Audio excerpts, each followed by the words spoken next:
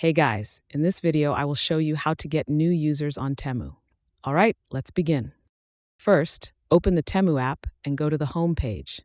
Tap the U button at the bottom, then scroll down and select Earn Credits and Free Gifts. If you do not see this option, go to Settings, sign up for an account, and change your country or region to the United States. Once that is done, open Earn Credits and Free Gifts and choose a program such as Cash Reward. Tap Invite to get tokens and copy your unique code. Now go to the Notes app on your phone, create a new note, and paste your code. Add a catchy title like How to Get Discounts on Temu and include simple steps explaining how users can enter your code to claim rewards. Next, take a screenshot of your note, crop it neatly, and share it on your social media platforms. Post it as a story or a regular post on Instagram, TikTok, and YouTube Shorts.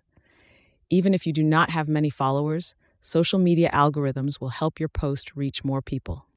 By repeating this daily and sharing the same image across platforms, you can consistently attract new users to Temu.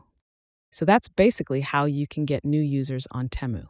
And that's it for this video. If you find this helpful, consider subscribing and giving this a big thumbs up. Thanks.